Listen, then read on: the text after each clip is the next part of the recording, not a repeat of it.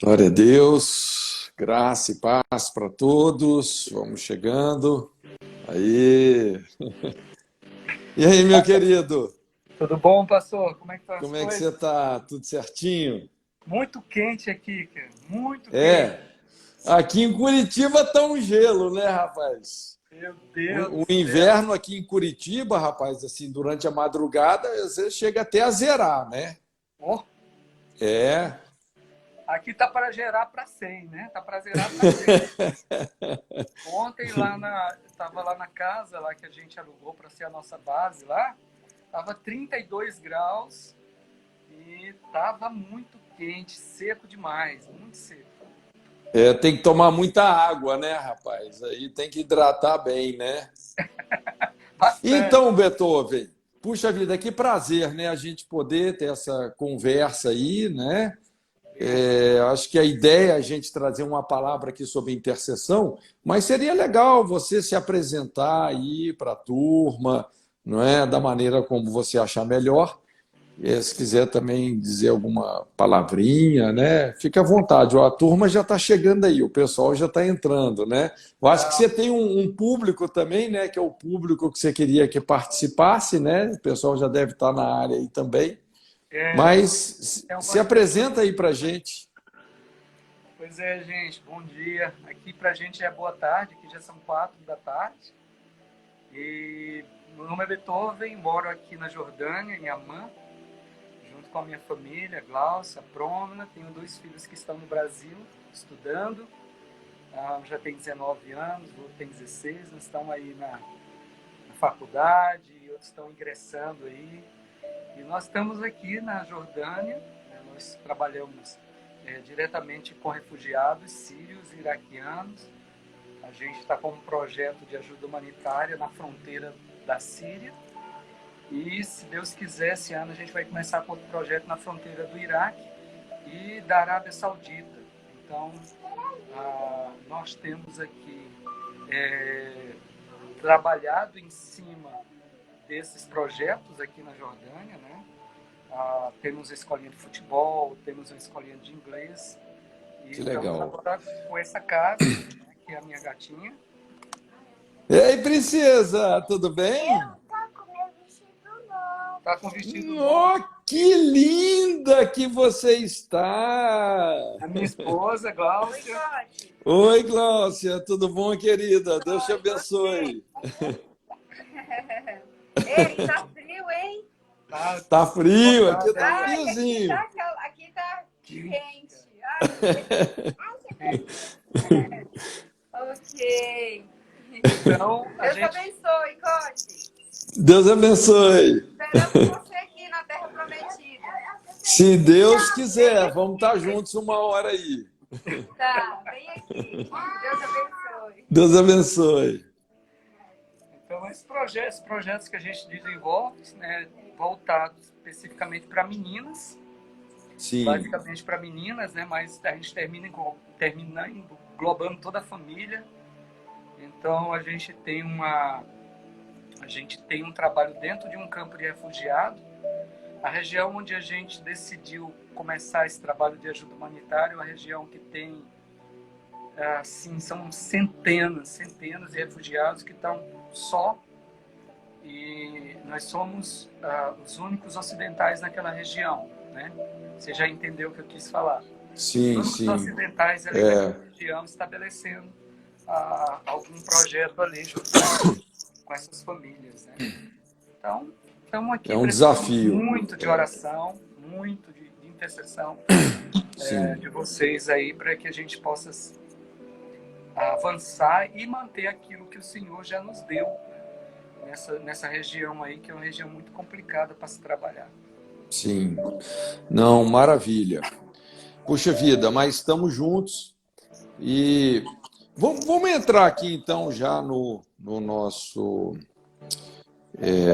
propósito de trazer uma palavra aí de edificação, né? Amém. E para mim é um prazer enorme, né? Poder cooperar, não só com você, mas com aqueles que cooperam com você também, né? é um momento assim muito chave, né, da história, esse momento que a gente vive. Sim. E quando eu estava orando aqui sobre o que compartilhar, porque assim, intercessão, né, puxa vida, é um assunto tão vasto, assim, são tantos episódios na Bíblia, e me veio assim um episódio que eu gosto muito, inclusive assim, eu ministro bastante sobre isso, né, porque essa palavra, eu me lembro, teve uma vez que nós fomos com uma equipe de intercessão para a Alemanha. E nós ficamos ali em Hamburgo, né, no norte da Alemanha, 2 meses. E o nosso propósito era só interceder. Isso foi, acho que em 1996.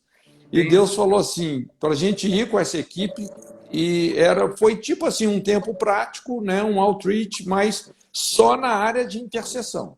Sim. E foi quando Deus me deu essa mensagem, né, essa palavra, né? Mas eu acho que essa palavra, ela assim está muito contextualizada com a região que você está, né? E está lá em 2 Reis, no capítulo 6, tá? 2 Reis, capítulo 6, verso 8. O pessoal que está acompanhando aí, se quiser, deixa a Bíblia aberta aí nesse capítulo, que nós vamos caminhar sobre essas águas aí, né? Que Deus nos dê graça para caminhar sobre essas águas. Você pode repetir, pastor? 2 Reis, capítulo 6, verso 8, a partir do verso 8. É aquela história quando a Bíblia narra, né? Era um contexto ali de guerra, né? Entre Israel e a Síria, né? Que eu acho que é onde vocês estão aí dentro dessa panela aí. E interessante, assim, a maneira como Deus estabeleceu esse profeta, que foi o profeta Eliseu, como um intercessor, né? A maneira como Deus colocou Eliseu nessa brecha, no meio de todo esse fogo cruzado, né? Quando a gente pensa assim, em intercessão, o propósito maior da intercessão é isso: destruir as inimizades, reconciliar os corações, refazer relacionamentos e assim desfazer as obras do diabo e da carnalidade humana, né? Porque eu trabalho muito no Ministério do Aconselhamento e é lindo isso, né? Porque talvez o aspecto principal assim do aconselhamento é a intercessão, porque a vida é feita de conflitos e o conselheiro, essencialmente falando, ele está lidando com os conflitos, né? E ele se vê no meio ali de muita carnalidade, intermediando assim muita carnalidade, muita coisa às vezes assim que, vamos dizer assim, o diabo ganhou um espaço muito grande, né? Então, uma chave é isso, é a gente vencer o legado da amargura, né? O que eu falei, tem muitas histórias assim, histórias tristes na Bíblia. Por exemplo, você pega a história de Esaú, você vai ver toda a apostasia de Esaú. Esaú tinha um chamado tremendo, inclusive ele acabou negociando a primogenitura dele por causa de amargura, né? A gente vê a história de Absalão. Puxa vida, a história de Absalão, uma história fortíssima, não é? Como que por causa da amargura de Absalão em relação a Davi, toda aquela história, né? Quando a irmã dele foi estuprada por Aminon, quer dizer, ele faz justiça com as próprias mãos, assassina o irmão, e isso leva ele realmente assim por uma trilha altamente destrutiva, né? Acabou sendo assassinado. Quando a gente vê a história lá também de Coré, Datã, Abirão, né, naquela rebelião contra Moisés, a gente vê que era o espírito de amargura que estava conduzindo tudo aquilo, né? A terra abriu, engoliu esses caras todos, né? Então, a amargura é um negócio muito destrutivo, é o perder, né? Às vezes eu me lembro de uma situação de aconselhamento conjugal que o ex-marido, né, o cara desenvolveu tanta amargura pela esposa que um carro lá que valia 20 mil reais, por exemplo, ele vendeu por 1.000. Ele falou, não, nem que eu estou perdendo, mas o mais importante não é eu perder, é ela perder. Meu Deus, Como que a amargura emburrece a pessoa, né? Então, é esse princípio da mágoa, né? A palavra mágoa, no português, ela vem de má água, quer dizer, uma água contaminada, né? A pessoa ficou magoada, ela tá ingerindo uma água contaminada. Alguém já disse que você não perdoar é você mesmo tomar o veneno e torcer para o outro morrer, né? Verdade. Então, assim, a principal armadilha no perfil ministerial profético é a amargura. Essa é a principal armadilha, né? Aliás, é muito comum, infelizmente, a gente ver pessoas que confundem o ministério profético, não é, com amargura, com falar mal, ficar só denegrindo. Não é? É lógico que o ministério profético, o profeta é o cara que sabe se indignar. Né? Ele sabe se indignar com a injustiça, com a maldade, não é? Ele sabe tomar os lados certos, né? Ele não toma o lado da pessoa, ele toma o lado do princípio. E também ele não toma o lado da pessoa, ele toma o lado do relacionamento, ele é um reconciliador. Então, a ira ela tem que ser bem conduzida, porque é importante, muita gente assim sataniza a ira, mas, na verdade, a ira é um sentimento muito mais divino do que diabólico, né? A Bíblia fala que Deus se ira todos os dias. É isso. Inclusive, isso, exatamente. Paulo fala, irai-vos e não pequeis, não põe o sol sobre a vossa ira, quer dizer, aí no contexto, porque o dia termina com o pôr do sol, você não dormir amargurado, você não permanecer com essa ira. Mas a ira, ela tem que ser um sentimento assim rápido que produz essa indignação, mas essa indignação, ela não pode te levar à amargura, ela tem que te levar a um zelo equilibrado, né?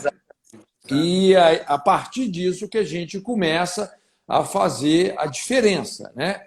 Eu sempre digo assim que é até meio que um paradoxo, né?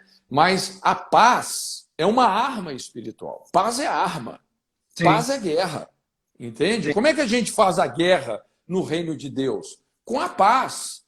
O que a Bíblia fala? O Deus de paz, em breve, esmagará debaixo de vossos pés a cabeça de Satanás.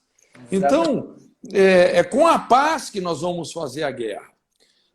Então, enquanto a amargura ela te afasta da paz, o perdão te aproxima. Não é? Como é que você toma posse da arma da paz? Essa arma, né, esse peso de glória com o qual você esmaga a cabeça de Satanás. É com perdão, né? É perdoando.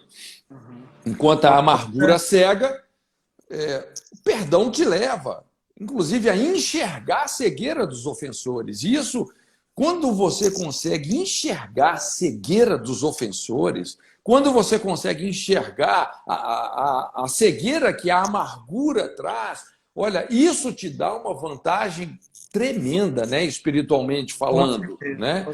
Que, na verdade, foi o que aconteceu com Jesus na cruz, quando ele fala, Pai, perdoa-lhes, porque não sabem o que fazem. Olha esse detalhe. Uma coisa interessante, né, pastor? Porque, assim, Satanás, ele espera de nós uma reação, né? Sim. Ele sabe que, humanamente, a nossa reação é querer dar o troco na mesma moeda. Né? Exatamente. Então, assim, quando você entra no espírito, quando você está no espírito, diante de uma situação adversa, contrária, Satanás ele fica ali na expectativa para te pegar na tua reação.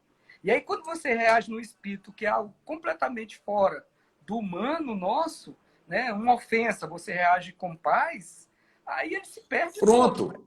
Exatamente. Inclusive, assim, a gente vai... Aí você fala, não, né, eu vou perdoar, eu vou amar aquela pessoa, eu vou Sim. orar pela vida dele. Aí acaba com Agora, planos, qual né? que é o desafio disso, né, Beethoven? Porque, assim, rapaz, perdoar é só da cruz, cara. É só de uma vida crucificada que você pode dizer, Pai, perdoa-os, porque não sabe o que fazem. É só de uma vida, quer dizer, a pessoa ela tem que ter muito domínio próprio, não é? Ela tem que ter muito autocontrole.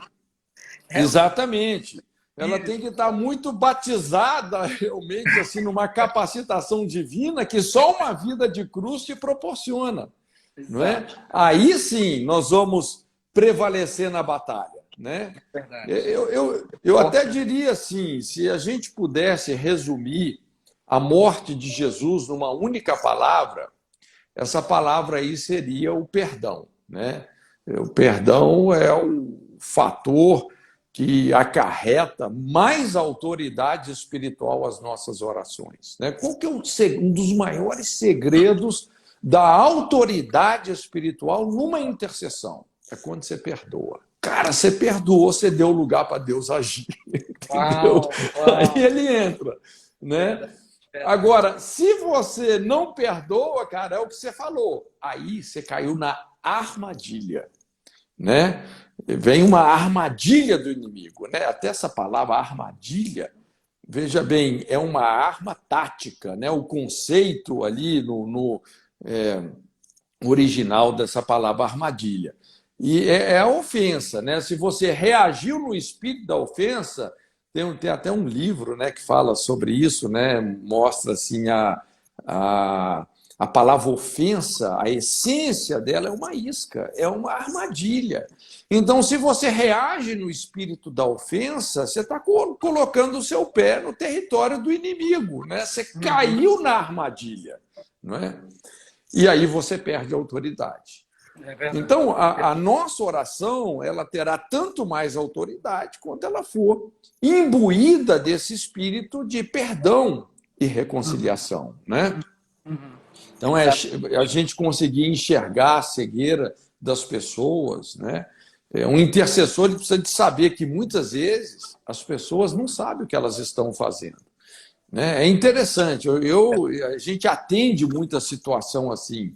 Né? A pessoa começa a tomar certas decisões e você percebe que ela está inspirada pela amargura e você fala, cara, como é que esse cara assim, não está percebendo a burrada que ele está fazendo, né? O caminho errado que ele está tomando. Esse negócio não tem como dar certo, não tem como terminar bem. Né? Então, o perdão, ele libera Deus para ser o Senhor da batalha. Né? Se você quer que Deus tome a sua causa, simplesmente perdoe. Né? Então, nós vamos ver isso exatamente aí nesse episódio, né? Que está aí em 2 Reis 6, de 8 a 23. Às vezes a gente pode até fazer uma leitura aqui, bem rápida, né? Vou tentar ler rápido, o pessoal que puder aí me acompanha, né? Fala, o rei da Síria fazia guerra a Israel e consultou com seus servos, dizendo, em tal lugar estará o meu acampamento. Mas o homem de Deus enviou o rei de Israel, dizendo, guarda-te de passares por tal lugar, porque os sírios desceram ali. Então, veja bem, havia uma guerra, né, entre Israel e a Síria, e o rei da Síria preparando as emboscadas, só que, de repente, Deus começou a revelar esses planos para Eliseu. Não é? Então, Eliseu começou a advertir o rei de Israel, dizendo, olha, não passa por aquele lugar e tal, porque tem armadilha, tem emboscada. Aí fala assim, por isso, o rei de Israel enviou aquele lugar de que o homem de Deus lhe falara, de que o tinha avisado, se guardou ali, não uma nem duas vezes, veja bem, vários livramentos. Então se turbou com esse incidente o coração do rei da Síria. Chamou os seus servos e lhes disse, não me fareis saber quem dos nossos é pelo rei de Israel? E disse um dos servos, não, ó rei, meu senhor, mas o profeta Eliseu, que está em Israel, faz saber ao rei de Israel as palavras que tu falas no teu quarto de dormir. Então, veja bem, né, o rei da Síria aqui, o cara ficou assim incomodado, porque vários planejamentos que ele fez, todos eles não estavam funcionando, ele pensou assim, só pode ter um espião aí no meio, né? E faz uma daquelas reuniões aí né? Vamos achar quem é esse espião. E até que alguém fala, não, rei, não tem nenhum espião. É o profeta lá, tem um profeta, tem um cara que Deus revela para ele as palavras que você fala no seu quarto de dormir. Né? Meu Deus do céu, cara. Isso é muito... Aí o rei da Síria, ele se enfurece, né? E ele fala assim, vai ver onde ele está, para que envie, mande trazê-lo. E fizeram-lhe saber, dizendo, eis que está em Dotã. Olha, ele está lá em Dotã, ele mora nesse lugar aí, nessa cidade. Então enviou para lá cavalos e carros, um grande exército, os quais chegaram de noite, cercaram a cidade. E o servo do homem de Deus se levantou muito cedo, saiu, e eis que um exército tinha cercado a cidade com cavalos e carros. Então o seu servo lhe disse, ai, meu senhor, que faremos? Então, veja bem que a cidade foi totalmente cercada, né? Estrategicamente, o exército da Síria veio à noite, sem ser percebido, cercou a cidade inteira. Quando chega pela manhãzinha e o moço aí do profeta, né? Provavelmente deveria ser o Geazi, Geazi sai para respirar o ar da manhã e, de repente, ele percebe que a cidade está cercada pelo exército da Síria e ele entra em desespero. Ai, meu senhor, que faremos? E aí o profeta fala o seguinte, não temas, porque mais são os que estão conosco do que os que estão com eles. Então, olha só que coisa interessante isso, né?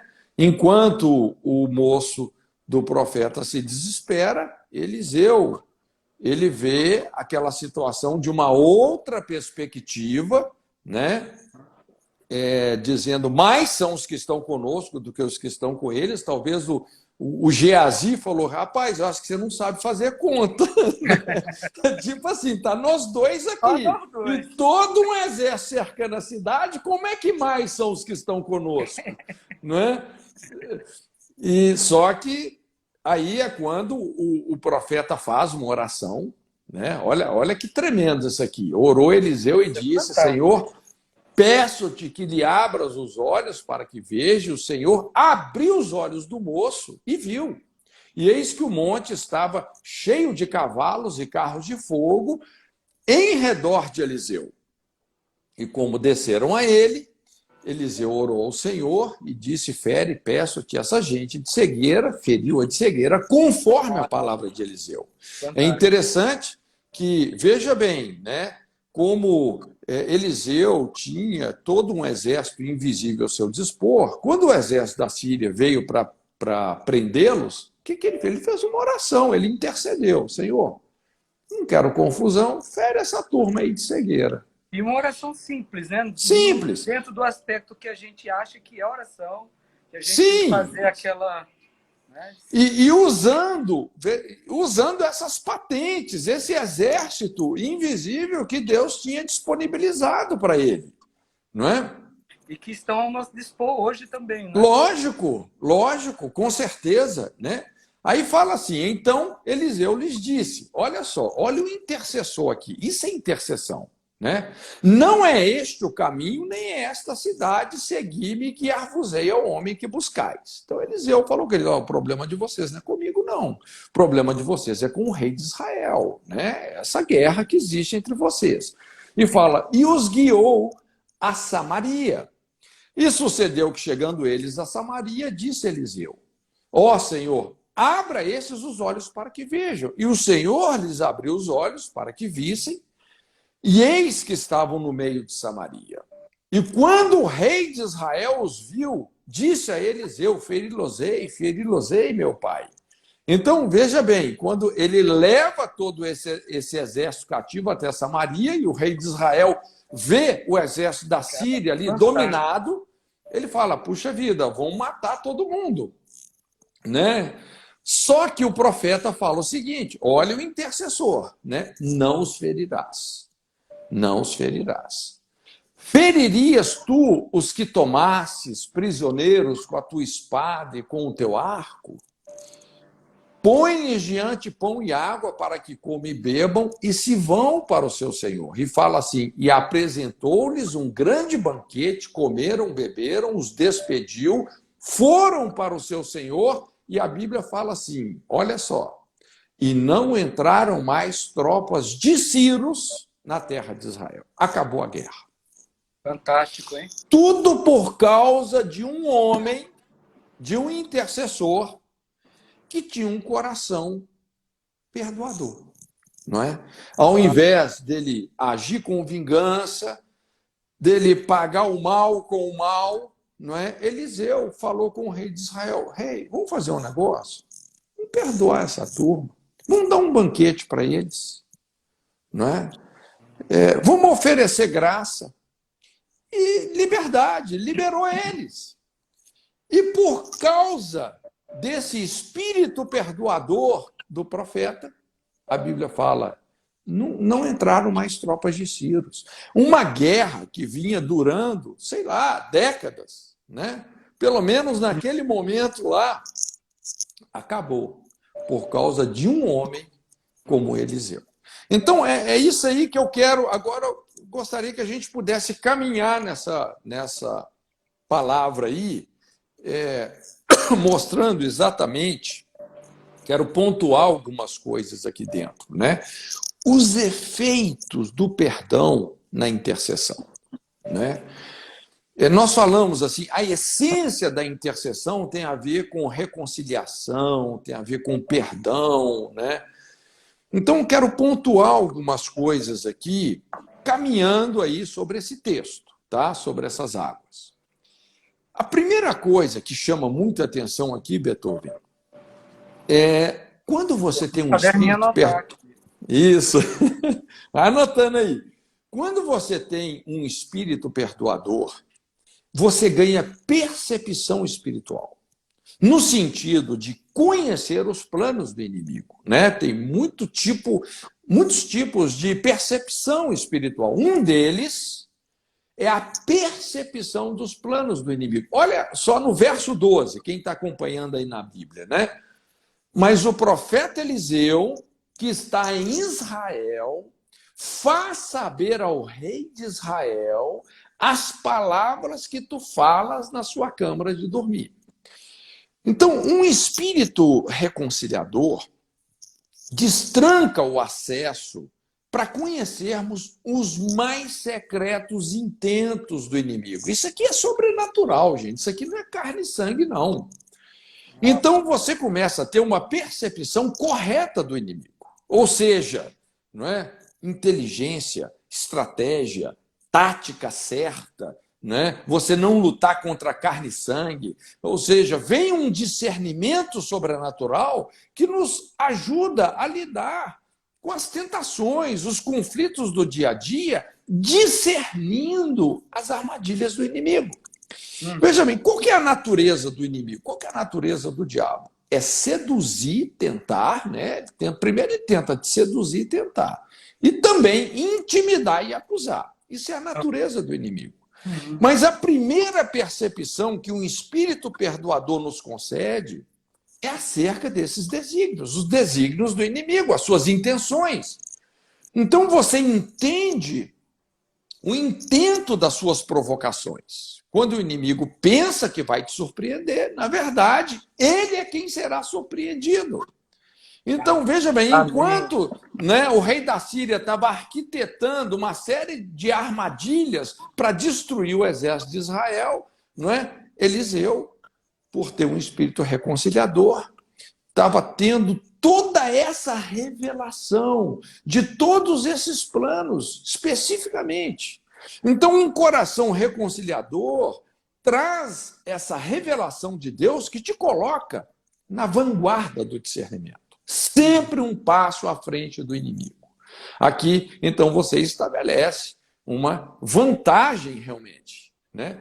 Ou seja, enquanto a amargura nos cega para as ciladas de Satanás, A atitude de humildade e reconciliação torna óbvio, torna irrelevante toda a astúcia do mal, né? Pastor, essa Sim. amargura ela está relacionada diretamente com a nossa justiça própria, né? Com certeza. Não é com a justiça de Deus, não é? Mas é exatamente com o orgulho ferido, não é? A falta de humildade.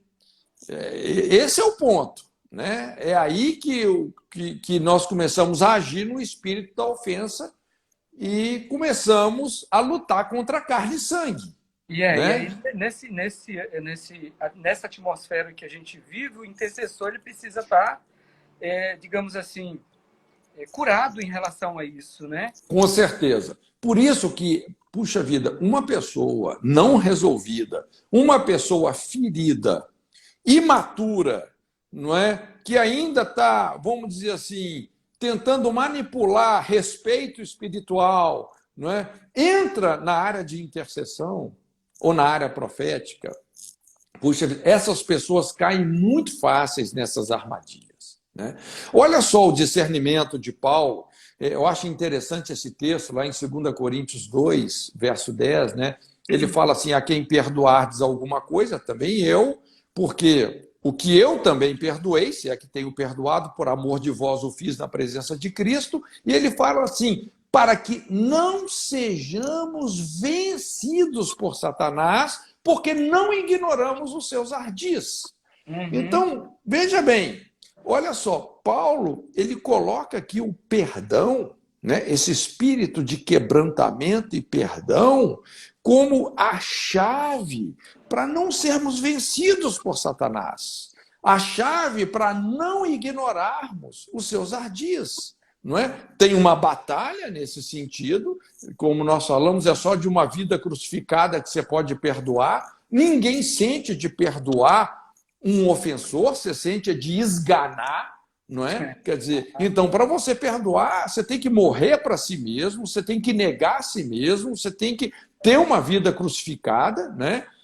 Mas você só pode conhecer os planos do inimigo se você tiver um espírito perdoador. Falta de perdão impõe um jugo de ignorância em relação aos planos e ataques do diabo. É o que Paulo está falando aos Coríntios.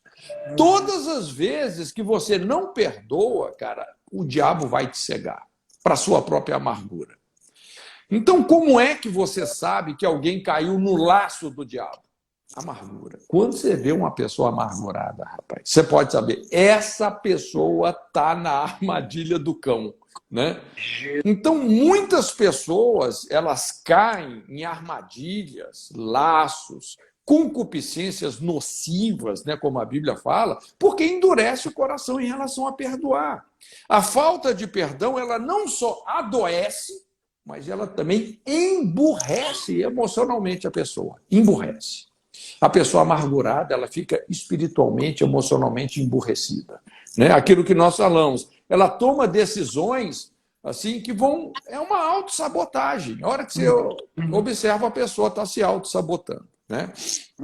Então, esse é o primeiro ponto aí, tá? Quando você tem um espírito reconciliador, perdoador, você vai ter revelação dos planos do inimigo. Não é? Hora que o inimigo pensa que vai te surpreender, na verdade você é que vai surpreendê-lo. O segundo ponto aí, né? Vamos caminhando aqui. Quando você tem esse espírito perdoador, você vai ter a palavra de conselho, ou seja, você vai salvar e livrar pessoas do perigo. Olha só aí no verso 10, que coisa tremenda. Pelo que o rei de Israel enviou aquele lugar de que o homem de Deus lhe falara e de que o tinha avisado e se guardou ali não uma, nem duas vezes. Olha, não foram poucas as vezes que por causa do conselho de Eliseu, todo o exército de Israel foi poupado. Então, essa é a perspectiva do conselho, é você desfazer as armadilhas, você descobrir como superar as provas, porque de repente você está numa prova e essa prova está cheia de armadilhas, né? Então você começa a livrar pessoas do caminho do destruidor. Um coração perdoador vai trazer a unção, a graça, né? Uma capacitação divina para você saber orientar as pessoas. Dizer a elas por onde elas devem e por onde elas não devem andar. Com equilíbrio. Isso parece um equilíbrio. Não, e isso às vezes parece ser óbvio, né? Mas a Bíblia explica o quê? Que há caminhos que parecem ser certos. E às vezes parece mesmo. Mas o fim deles são caminhos de morte.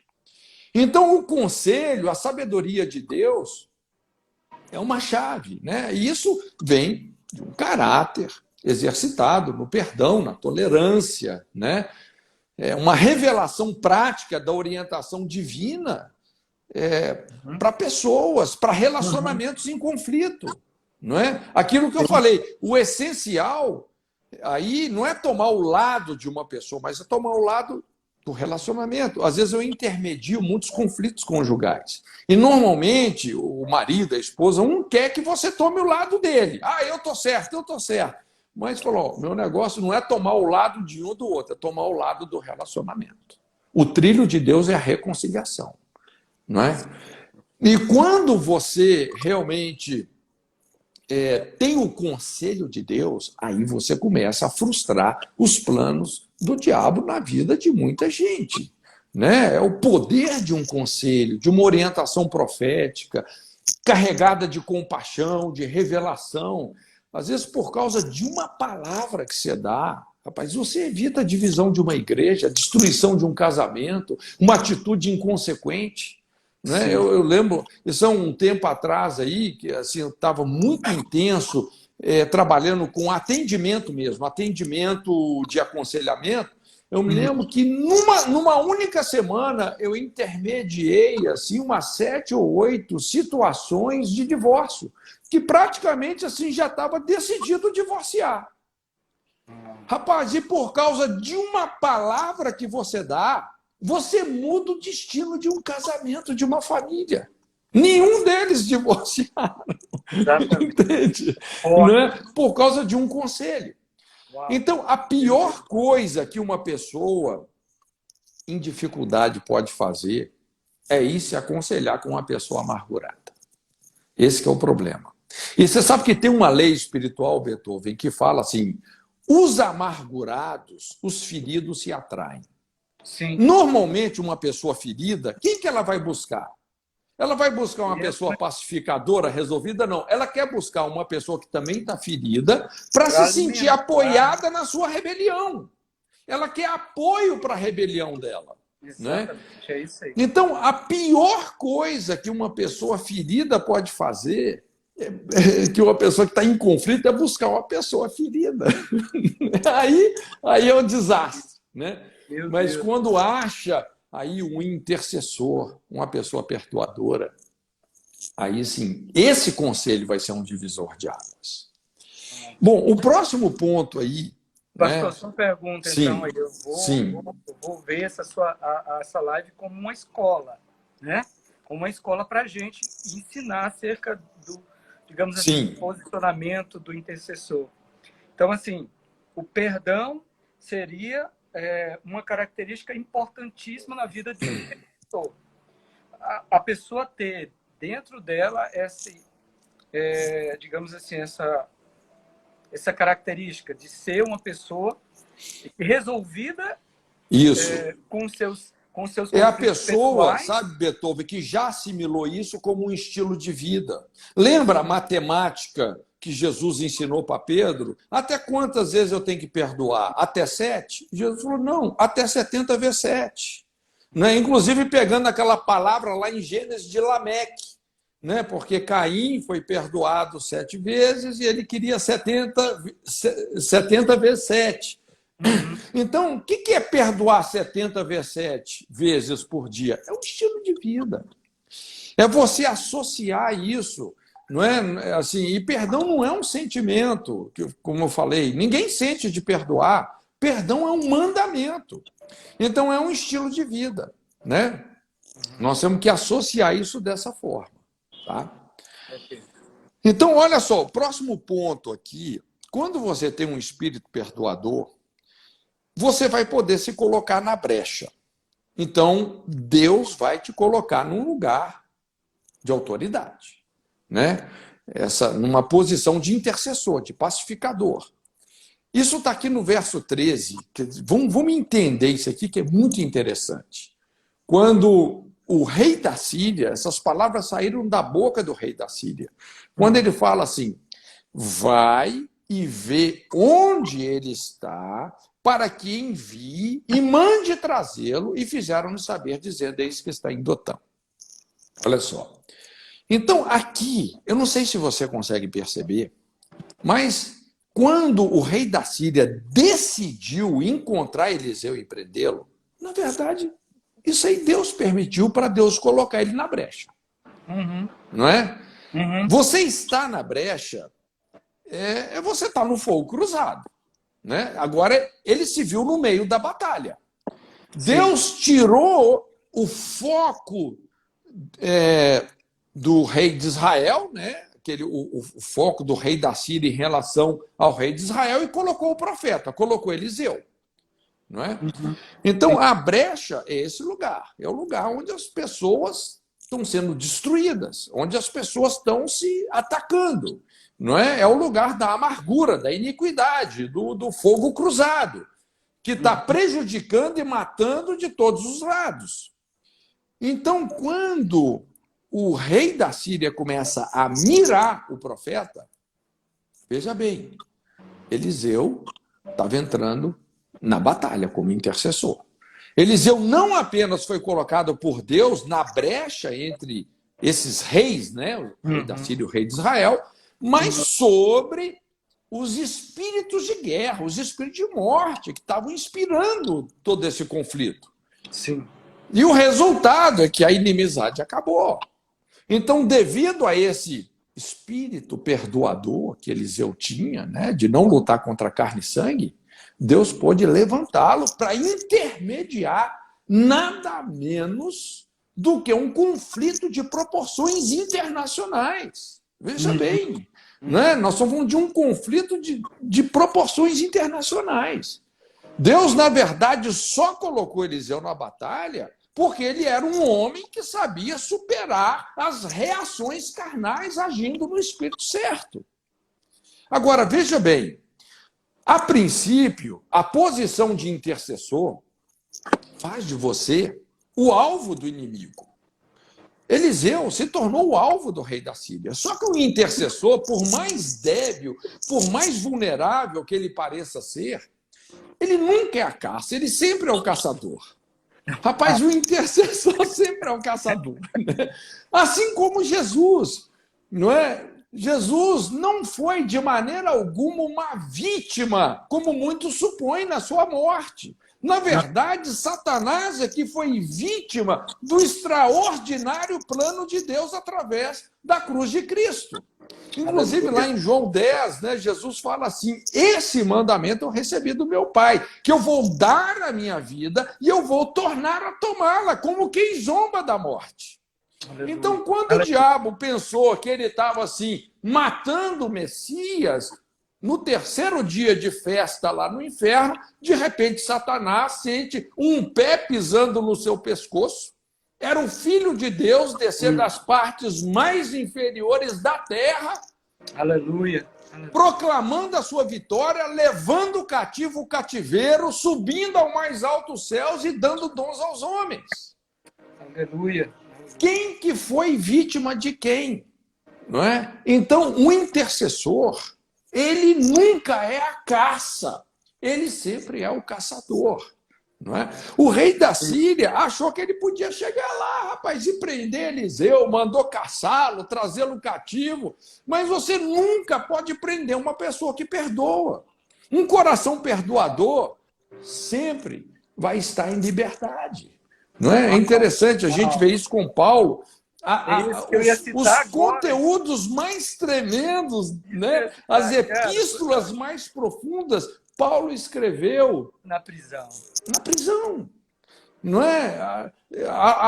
Aquelas prisões, elas não estavam impedindo a liberdade espiritual de Paulo, muito pelo contrário. Não é?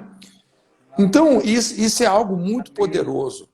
Amém. Quando você tem um espírito perdoador, Deus vai te colocar na brecha. E a brecha é um lugar sobrenatural.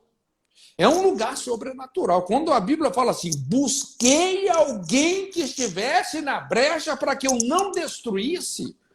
Rapaz, Deus está disposto a te capacitar a impedir grandes destruições.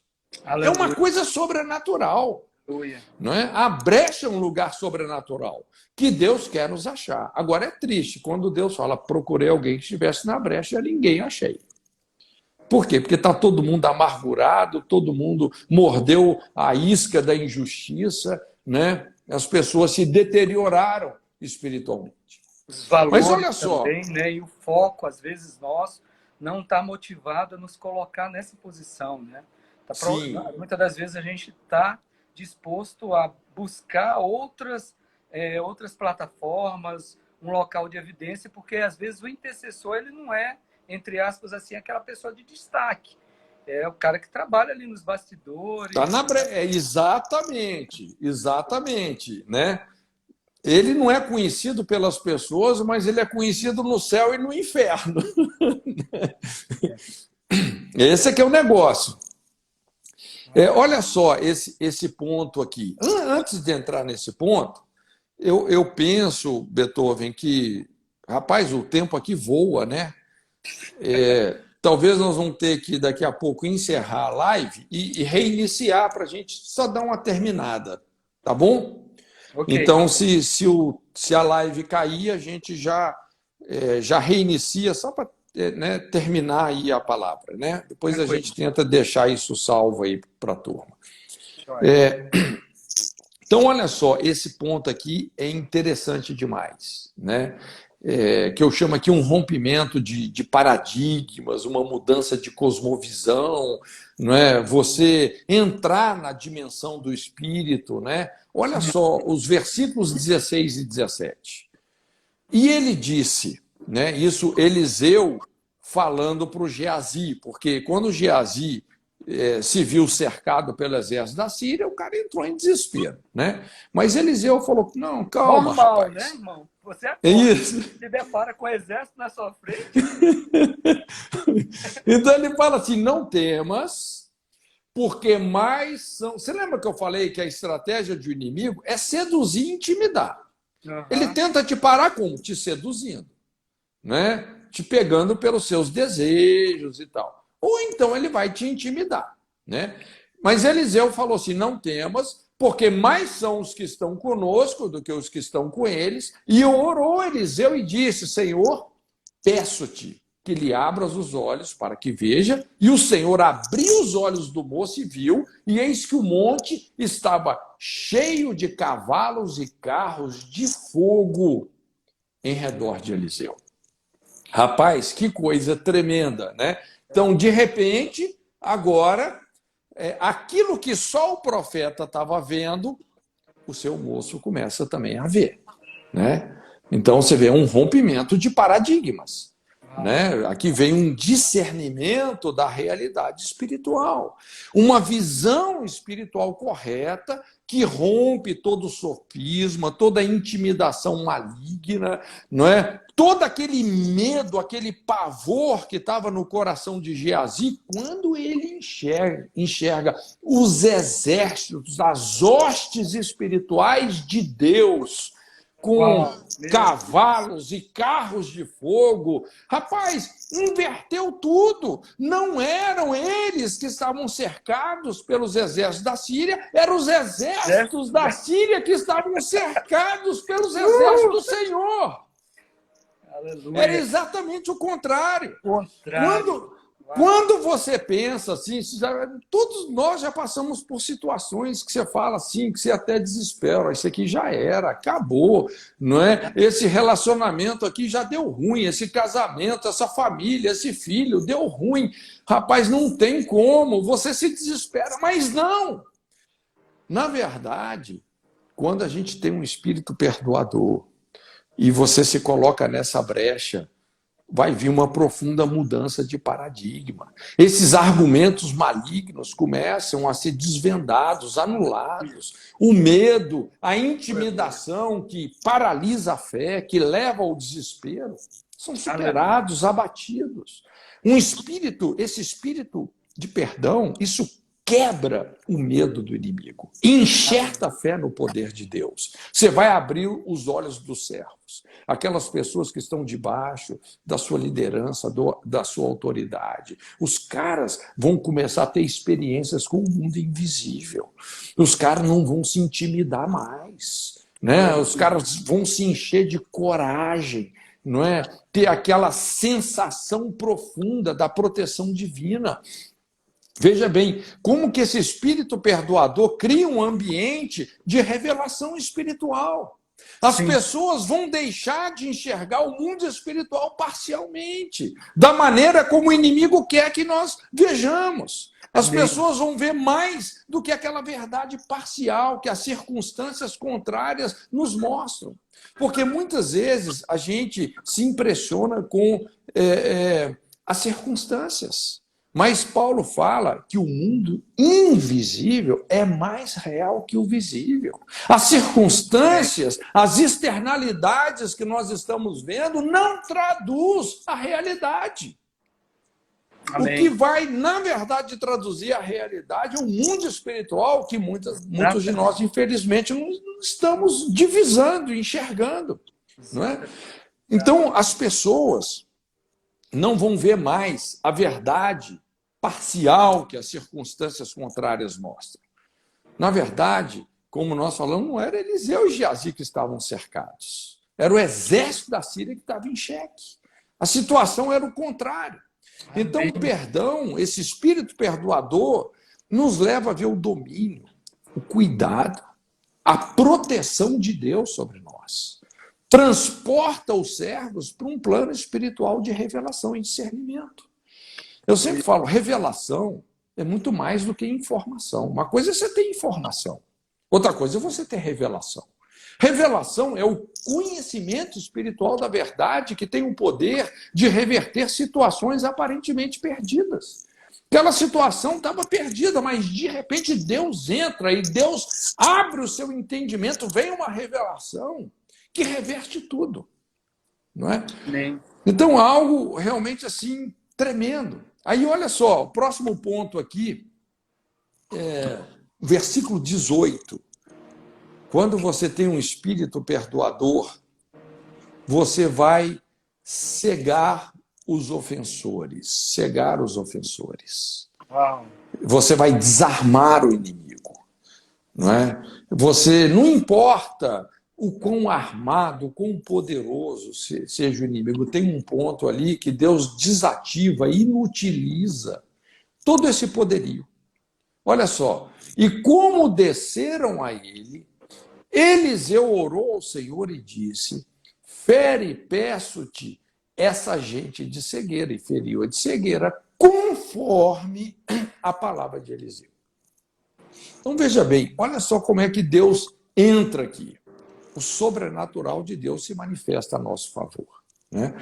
Então, esse espírito perdoador começa a conscientizar as pessoas dessa cegueira que um coração cheio de ofensividade e vingança proporciona, porque, de repente, todo aquele exército cheio de amargura, cheio de desejo de vingança, querendo realmente colocar as suas mãos no profeta de Deus, não é? De repente, esse exército inteirinho está cego. Os caras estão cegos. Não adianta se eles tinham arma, se eram poderosos, estavam cegos. Eles não tinham nem onde atacar, não conseguiam enxergar onde e o que atacar. Estavam totalmente inutilizados, não é? Então, veja bem, quando você tem um espírito perdoador, você vai paralisar a ação da ofensividade, da guerra, né? Você vai quebrar o espírito da violência, você vai cortar as cordas da manipulação maligna, o fantoche acaba, cai, né? Porque aquele exército ali, os caras estavam assim, né, sendo fantocheado por esses espíritos de vingança, de guerra, uma ira cega, não é, irracional. Então, o espírito perdoador, ele desarma o inimigo, desarma, não é? Amarra esses espíritos que inflamam as discórdias, as barreiras. Esse é o tipo de cegueira que faz as pessoas enxergarem o quão erradas elas estão, porque ali é um batismo de consciência, né?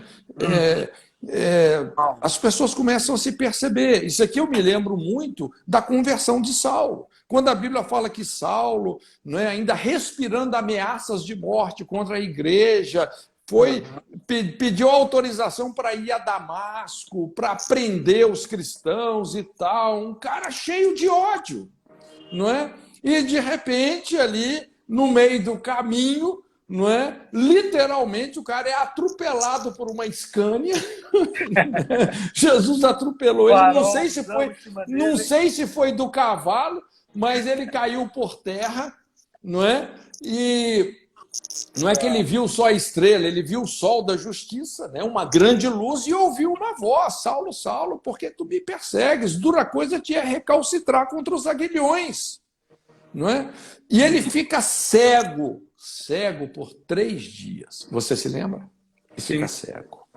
Esse Saulo precisou de um batismo, essa cegueira que Eliseu colocou aqui, imputou sobre o exército da Síria, para o cara poder olhar para dentro de si mesmo.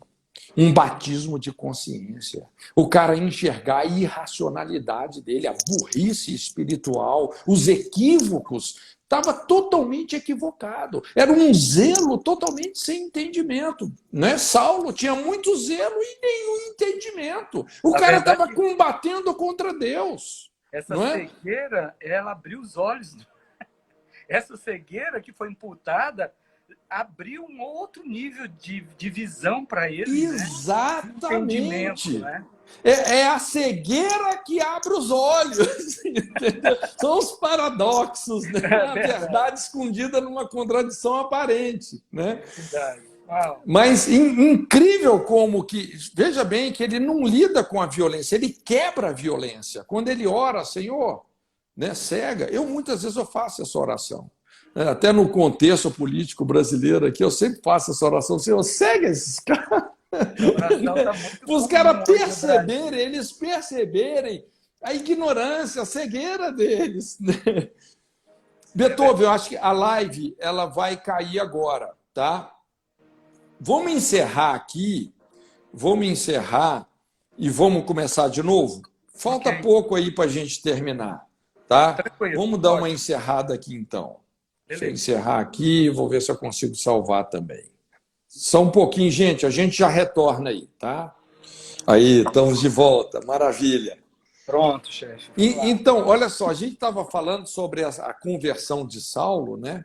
Mas muito interessante esse batismo, né? de cegueira. Então, quando Eliseu faz essa oração, veja bem, isso é a oração de um coração perdoador.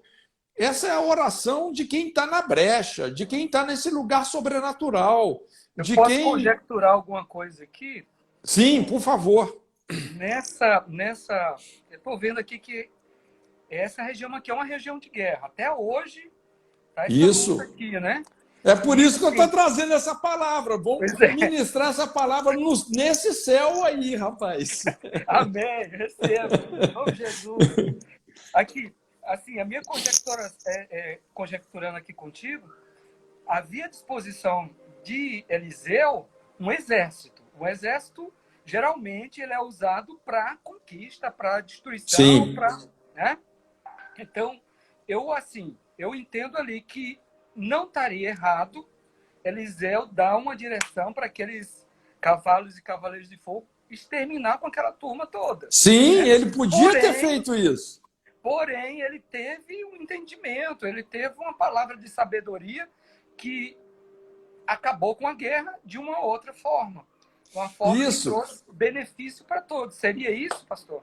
Isso. Você se lembra quando Pedro pegou a espada, cortou a orelha do Malco, e Jesus falou: Pedro, eu poderia ter rogado ao Pai, ele me enviaria 12 legiões de anjos. Entendeu? Mas um anjo, isso, mas ao abrir mão do seu poder, ele demonstrou o seu poder. Entende? Ele falou: não, eu vou para a cruz, é a vida crucificada. E o que a gente vê aqui é exatamente isso. Né? A gente vê a atitude de Eliseu quebrando esse espírito de violência através dessa oração. Aí, você vê, é o exército de 2 homens. É um exército de 2, humanamente falando, não espiritualmente, mas humanamente falando, um exército de 2 homens. Onde 2 ou mais concordarem, né, acerca de algo, vai se cumprir, é o poder da igreja. Né? Fantástico, fantástico. Mas olha só, vamos aprofundar um pouco mais aqui a conversa, porque esse ponto aqui é muito interessante, cara. Né? Que eu chamo aqui o mapeamento da ferida.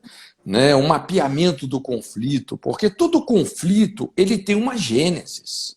Não é? A gente que trabalha com aconselhamento, com libertação, esse padrão de aconselhamento da libertação, a gente sabe disso, tudo tem uma origem. Por isso, eu sou apaixonado pelo livro de Gênesis. Você quer entender o mundo hoje? Estuda Gênesis. Não é? Tá tudo lá, tudo tem um início, tudo tem uma origem. Né? Aí fala assim, olha aqui o versículos 19, fala assim: então Eliseu disse, olha só o que Eliseu disse para o exército cego, né? Estavam cegos, ali impotentes, inutilizados, não tinham o que fazer, não é? Agora, ao invés de prender Eliseu, eles se tornaram debaixo das ordens de Eliseu. Então Eliseu fala assim: não é este o caminho, nem é esta cidade, segui-me e guiar-vos-ei ao homem que buscais. E os guiou a Samaria. E sucedeu que, chegando eles a Samaria, disse Eliseu: ó Senhor, abre a estes os olhos para que vejam. O Senhor lhes abriu os olhos para que vissem, e eis que estavam no meio de Samaria. Então, olha só que coisa interessante, né?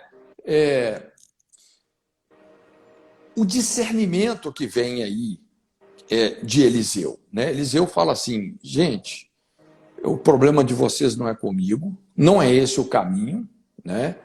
Eu vou guiar vocês, o problema de vocês é com o rei de Israel, não é comigo, é com eles que você tem essa rusga, essa rixa, não é? Quem eles, na verdade, odiavam de morte era o rei de Israel. Eles queriam a morte daquele rei, eles queriam a morte dos exércitos de Israel. Não é? Falou: o problema de vocês não está em Dotão, o problema de vocês está em Samaria.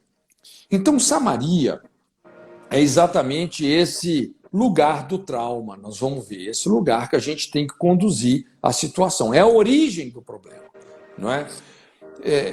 Esse espírito perdoador, ele nos dá esse discernimento para conduzir a situação indo na raiz dos problemas, indo nas pessoas certas, com o coração certo. Né? Às vezes as pessoas, assim, eu já vi muita gente que, em vez da pessoa ir na pessoa certa, ela começa a falar mal para um, para outro, vai em todo mundo, menos na pessoa. Sim. Ela não lida com a essência do problema e nunca se resolve. Então, Eliseu, ele não deixou a resolução do conflito fazer rodeios. Ele tomou o exército da Síria pela mão e o levou diretamente ao rei de Israel, com quem eles tinham as suas diferenças. Eu fico imaginando essa cena, Beethoven. Você sabe que aí, a geologia aí desse lugar onde vocês moram é muita pedra, né? Sim, você demais. pega a estrada, muita pedra e tal. Imagina, assim, porque para Eliseu conduzir todo o exército da Síria, um exército que foi capaz de cercar a cidade de Dotã. Você já esteve em Dotã alguma vez ou não? Não, né? Não, Mas tivemos eu perto, imagino que na época fronteira. não devia ser assim, por ser uma cidade, não era um lugar tão pequeno. Vinho. Não. Então eles provavelmente tiveram que fazer uma fila indiana enorme, né? Sabe aquela fila enorme? E lá na frente, indo Eliseu e Geazi, né? A testa do exército da Síria. Talvez um teve que colocar a mão no ombro do outro para não se perder no meio do caminho, porque é uma viagem, né? Imagina quantas pedras esses caras não chutaram pelo caminho, deve ter chegado com os dedos tudo inchado lá, né?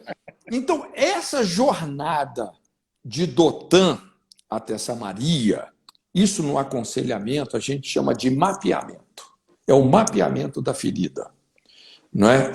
É você, porque às vezes a pessoa está cega para a raiz do problema, para a gênese do problema. Então, você, profeticamente no aconselhamento, você que vai conduzi-la, não é? Então, Samaria é o lugar do trauma, é o lugar da dor, é o lugar do ódio, é o lugar da ferida, é aquele lugar que você não quer ir. Já viu quando uma pessoa fala assim? Nunca mais falo com essa pessoa. É a Samaria dela. Nunca mais volto nessa igreja. Nunca mais volto naquele determinado lugar. É a Samaria, é onde ela tem que ir.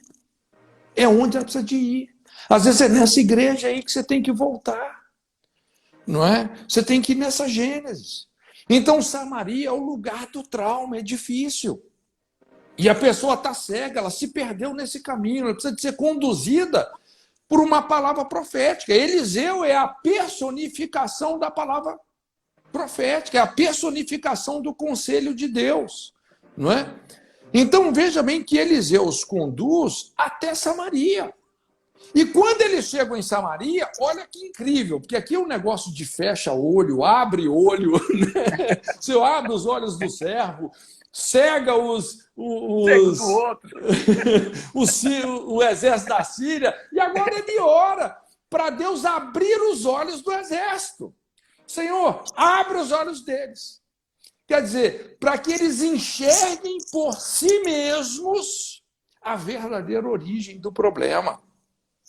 E quando Deus abre os olhos deles, eles estão ali diante do rei de Israel. Esse homem que eles tinham um ódio de morte. Eles estão diante desse rei, não é? Meu Deus. E agora enxergando realmente a raiz do problema e tendo que enfrentar aquilo. Veja bem, é um enfrentamento, é uma conversa corajosa. Não existe resolução de conflito sem sinceridade, sem ter uma conversa corajosa, né? Sem expor todas essas coisas.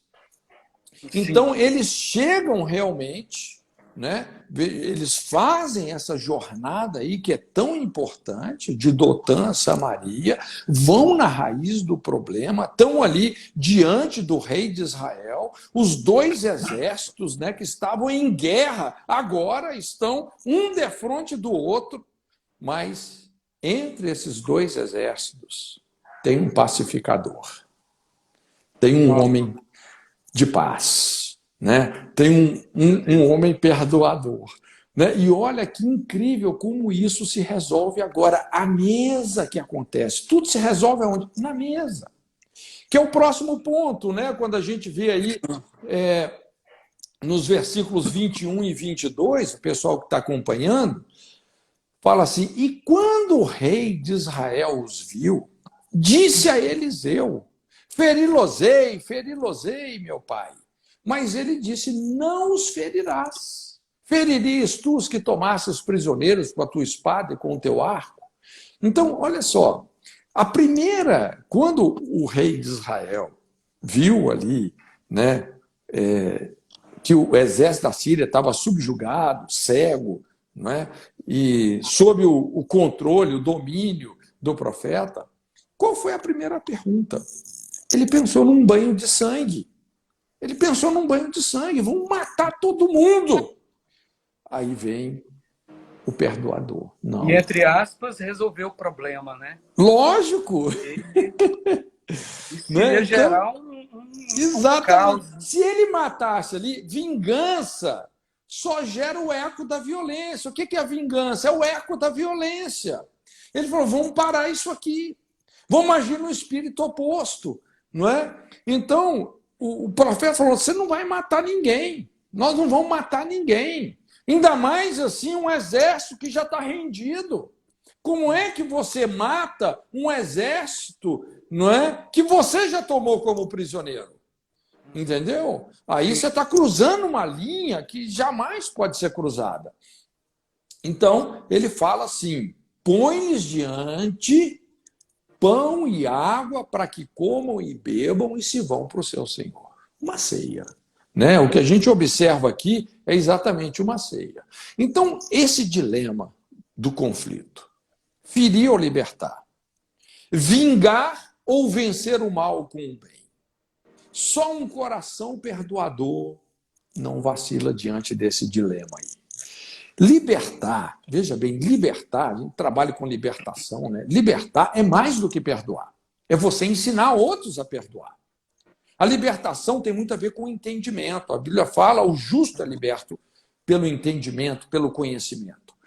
Veja bem que Eliseu, ele não só libertou o exército da Síria, perdoando-os, oferecendo a eles alimento, comunhão, liberdade, mas ele também libertou o exército de Israel, ensinando esse rei a perdoar.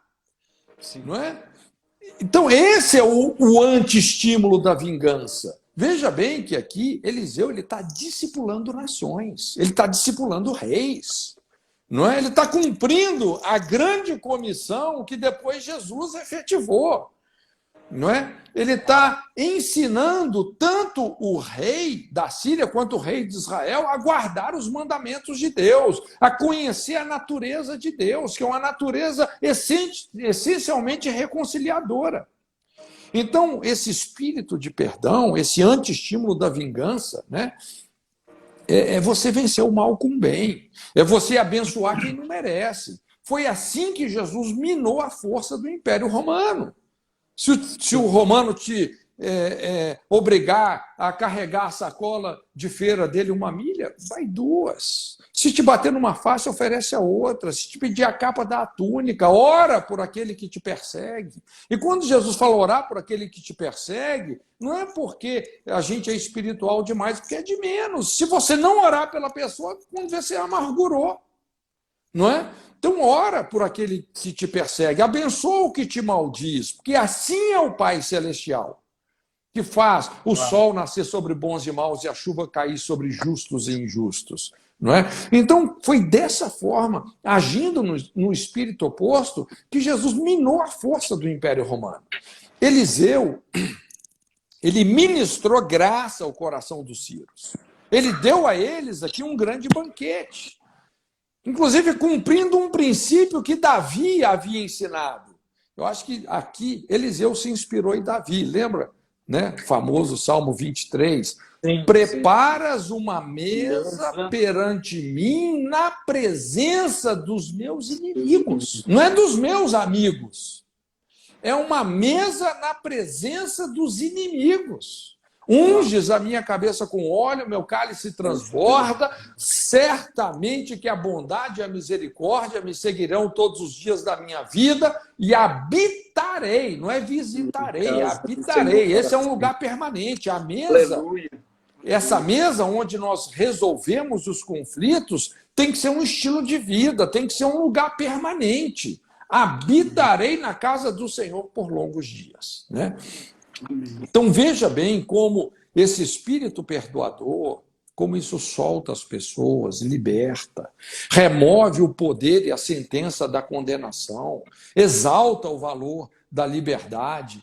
Não é? Você não pode se tornar uma pessoa abençoada e muito menos pode abençoar alguém sem perdoar. Essa é a essência realmente do Evangelho, não é? Então, esse é o espírito. Até quando você confronta alguém, quando você denuncia uma injustiça, não é? Qual que é o espírito que nos leva a fazer isso? É o espírito de perdão, né? O espírito de reconciliação. Lógico, muitas vezes entre a pessoa e o princípio, você opta pelo princípio. As pessoas não estão acima dos princípios de Deus, né? Senão nem existiria o inferno, não é? Uma condenação eterna, e a gente sabe que existe, não é? Jesus falou muito mais no inferno do que no céu, por incrível que pareça. Nos evangelhos, não é? O inferno é mais frequente do que o céu, por incrível que pareça, porque Jesus está lidando com um mundo decaído.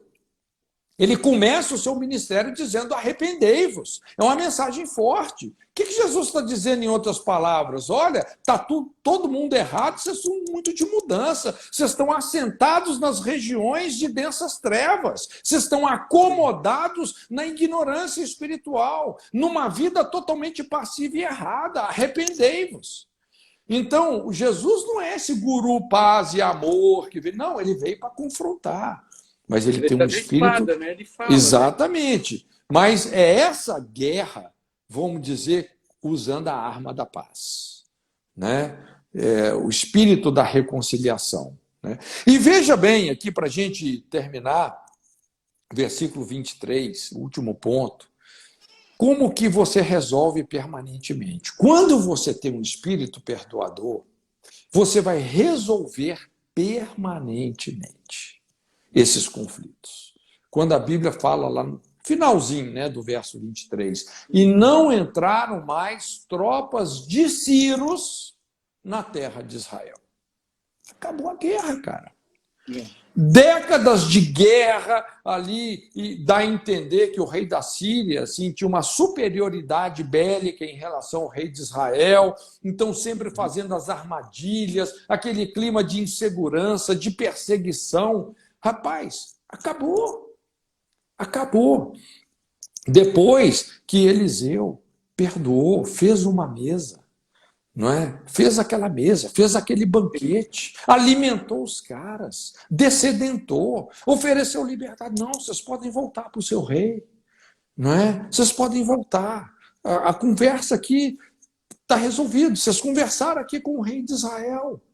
Né? A coisa está conversada, as dificuldades foram enfrentadas juntas.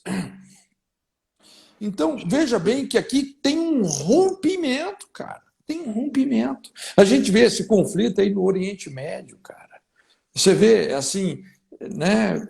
Quem vai parar isso aí? Então, de uma palavra profética, assim, nessa encarnação de Eliseu. Interessante. Esses intercessores. Entende? Que a Jordânia, hoje, nesse contexto político e militar que a gente vive aqui no Oriente Médio, a Jordânia é o país, é o único país da Liga Árabe que tem, que intermedia as ações políticas com todos os outros países árabes em relação a Israel.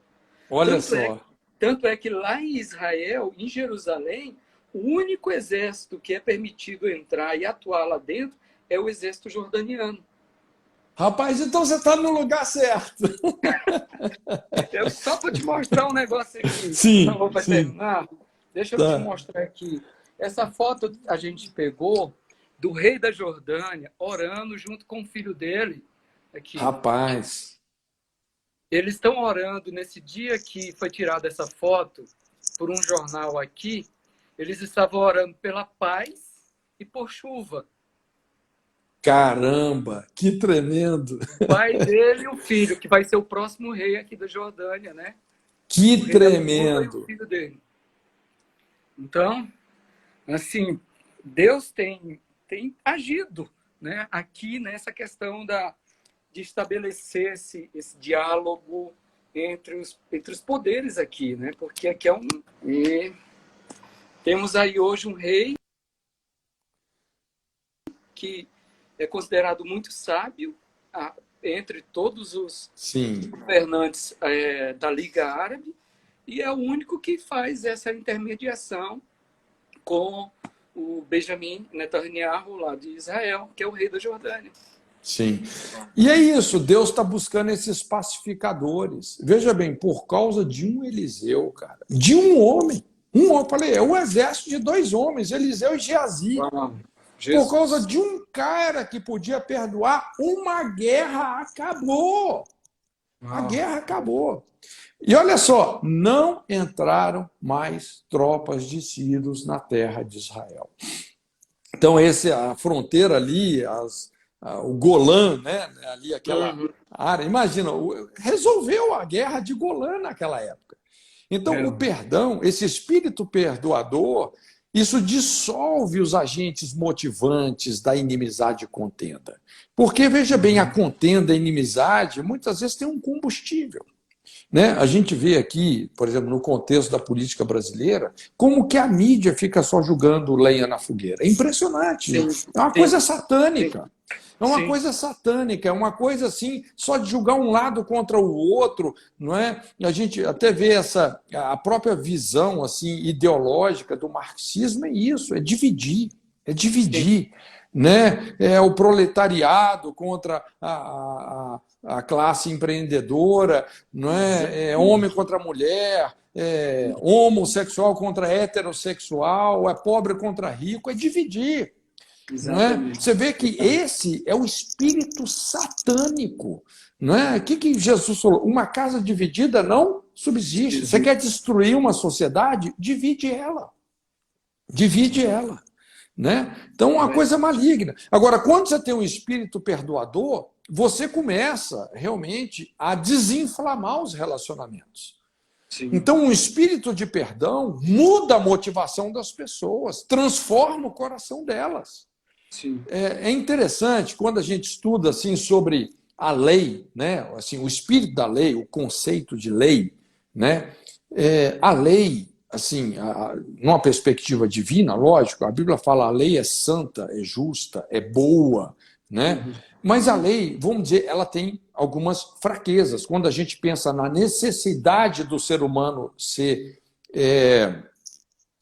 redimido, a lei tem fraquezas. Por quê? Porque a lei não perdoa, a lei não entende a sua fraqueza, não é? A lei não perdoa nem a sua ignorância. Por exemplo, se você ultrapassa o limite de velocidade e o guarda te multa, né? Você não pode falar, guarda, né? Tem misericórdia. E não, a lei, né? A lei, ela define a transgressão e ela te dá a multa, né? Você vai ser sancionado por aquela violação. Então, a lei tem fraquezas. Por isso que a Bíblia fala que Jesus é esse complemento vital da lei. Jesus, ele não só é a lei, a palavra, o verbo, mas é o complemento redentivo da lei. Né? Por isso que a Bíblia fala, a lei foi dada por Moisés, a graça e a verdade vieram por Jesus Cristo, nosso Senhor. Não é? Então, nós vamos entender o ministério da lei nos nossos relacionamentos, mas, acima de tudo, nós temos que assimilar a graça que o Senhor Jesus manifestou para com todos. Não é?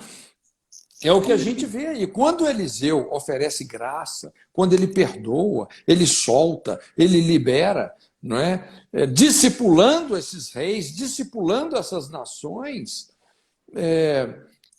muda tudo. Acabou a guerra. Não é? Desde quando Jesus bradou do alto da cruz, Pai, perdoa-os, porque não sabem o que fazem, corações têm sido poderosamente transformados. Quando aqueles soldados, é interessante essa cena ali da crucificação, porque haviam ali aqueles soldados romanos, inclusive os algozes de Jesus, que colocaram Jesus naquela cruz, e quando eles ouvem Jesus dizendo isso, perdoa-os porque não sabem o que fazem, sabe o que esses soldados falam? Eles falam assim, verdadeiramente, esse é o Filho de Deus. Os caras se converteram, os algozes. Quando você perdoa os seus ofensores, você vai converter o coração desses caras.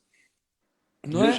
Por isso que a Bíblia fala, Jesus diz, bem-aventurados os pacificadores, porque eles serão chamados filhos de Deus.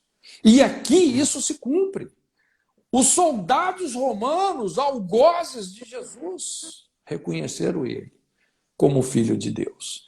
A mesma coisa, né, em relação lá, nós falamos sobre Saulo, quando Estevão, ao morrer, fez ecoar esse mesmo espírito de perdão diante dos seus apedrejadores, né? Sim, sim. Essa situação ali é muito interessante, porque assim, Estevão era um cara que tinha um conhecimento profundo da história. E ele começou a pregar assim, a Jesus dentro do contexto histórico da nação, com tanta sabedoria, com tantos argumentos proféticos inquestionáveis, que de repente os fariseus, os religiosos que estavam ali, rapaz, os caras, assim, ao invés de se quebrantar, né, eles ficaram tão sem argumento, né, que começaram a apedrejar. Quem parte para a violência é porque perdeu no argumento. Não é? Começam a apedrejar, só que antes de Estevão morrer, o que ele faz? Não é? Ele faz uma oração. Ele fala, Senhor, não lhes impute esse pecado. E quando ele faz essa oração, o céu se abre. Rapaz, tem oração que abre o céu. Meu Deus do céu. E de repente ele vê o Filho de Deus à destra do Todo-Poderoso. Meu Deus. O Filho Não estava de Deus nem aí, em mas pé. faz pé. Rapaz, que pedra! Acabou, aquilo foi anestesia. Meu Deus. Ele viu Jesus em pé. E olha só, Beethoven, quando Jesus se levanta, cara, não é para ser o Cristo Redentor, não é? Ele se levantou, em pé. A Bíblia fala esse detalhe, em pé à destra do Todo-Poderoso. Ali, por causa da oração de Estevão, porque a gente sabe, quem foi o mandante da morte de Estevão? Foi Saulo. Como é que eu sei disso? Porque as vestes de Estevão foram depositadas aos pés de Saulo. Tipo assim, ordem dada, ordem cumprida. Exato. Não é? Então, hora que ele faz essa oração, não lhes impute esse pecado, Jesus falou, te ouvi, meu filho. Me levantei para ter um encontro com esse cara. Eu vou salvar ele. E é interessante que quando Jesus se encontra com Saulo, né, tira as escamas dos olhos dele, depois, inclusive, Jesus manda uma mensagem através de Ananias, né, o profeta Ananias, dizendo, né, fala com ele o tanto que ele vai ter que padecer por causa do meu evangelho, porque Saulo tinha uma índole sanguinária. Né? Você lidar com uma índole homicida, olha, o tratamento de Deus precisa de ser profundo na vida dessa pessoa. Né? Mas é interessante que alguém já disse que Paulo se tornou literalmente a continuação viva do sermão que Estevão não pôde terminar. Estevão não conseguiu terminar o sermão. Mas quem foi a continuação viva do sermão de Estevão? Profundo isso. Paulo, o apóstolo Paulo. Meu Deus. Quando você tem um espírito perdoador, você vai começar a fazer discípulos do calibre do apóstolo Paulo. Jesus. Gente que vai virar esse mundo de cabeça para cima. Vai ser algo poderoso, algo tremendamente poderoso. Então, quando a gente olha para esse episódio todo, a gente vê por causa de um homem, o espírito de Eliseu, o espírito perdoador de Eliseu, o espírito perdoador de Saulo, o espírito perdoador de Jesus. Por causa de um homem, um exército de um homem só. Esse é o intercessor. Uau. Por causa desses homens, guerras acabam. Né? Você muda o curso de um casamento, de uma família, de uma geração, de uma igreja, de uma nação. Você começa a mudar o curso. Aleluia. Isso é combater não o mal, mas o bom combate da fé. Amém, meu querido? Nossa, que bênção, meu irmão. Que bênção, que bênção. Glória a Deus, glória a Deus. E eu queria, assim, pedir para que você encerre, assim, muita dor no meu coração, né? Mas eu sei que você tem os seus compromissos também, mas que você, assim, terminasse orando por nós. Pastor José, ele me deu uma incumbência, né? Na verdade, a gente iria junto. Eu não sei se ele ainda vai voltar. Eu não sei se esse ano ainda é possível a gente ir na Somália, porque nós estamos com um trabalho lá, e nós tínhamos conversado a última vez que nós estivemos lá, agora em fevereiro desse ano, de voltarmos lá esse ano, e a gente está com um terreno que a gente ganhou justamente na fronteira entre a capital Mogadishu e a área de domínio do Al-Shabaab. O Senhor nos deu um Sim. terreno ali.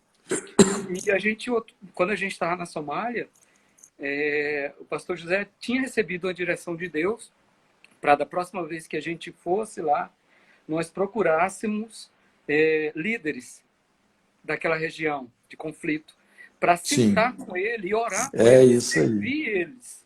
Né? Eu falei, eu topo.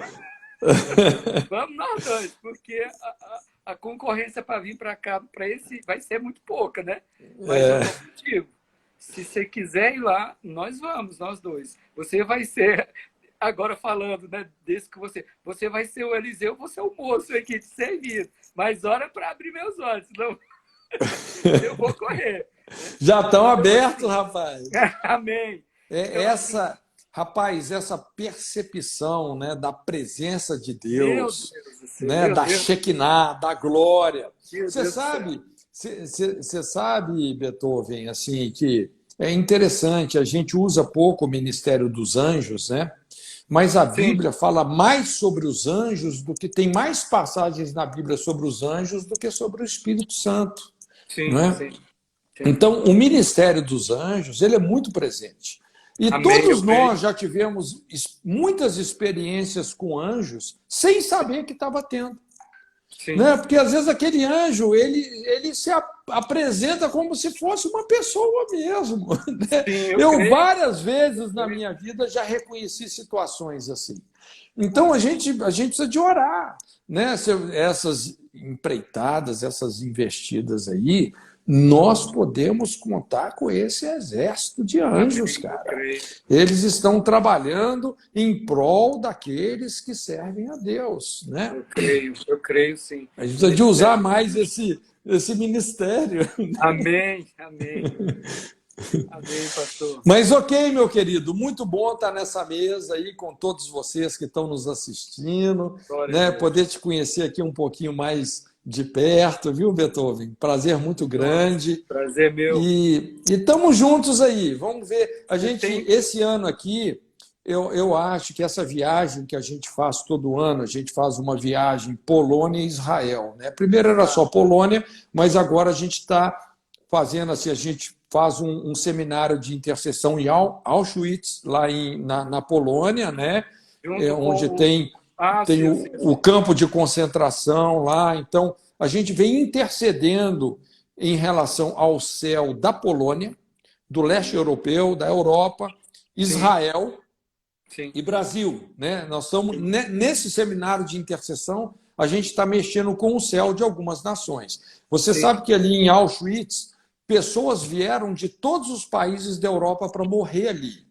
E hoje Deus tem trazido intercessores de todos os países da Europa Amém. para interceder ali. Nós já tivemos Amém. ali esses seminários de intercessão com pastores de todos os países da Europa. Rapaz, é um Amém. negócio assim muito tremendo, né?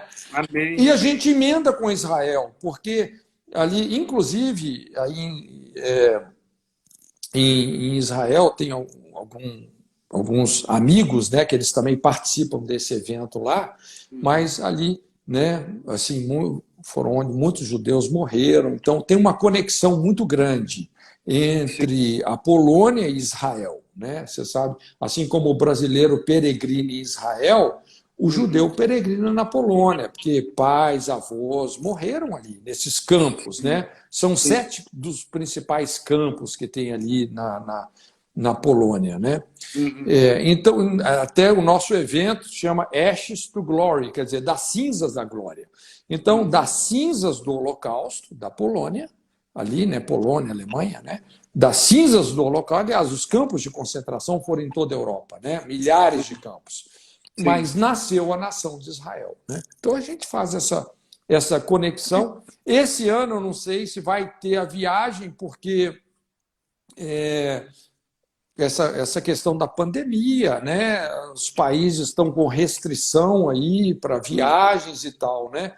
Mas se Deus quiser, aí no ano que vem, vamos ver se a gente faz uma visita aí, a gente tem Benção. uma comunhão, né? Que benção, isso é maravilhoso.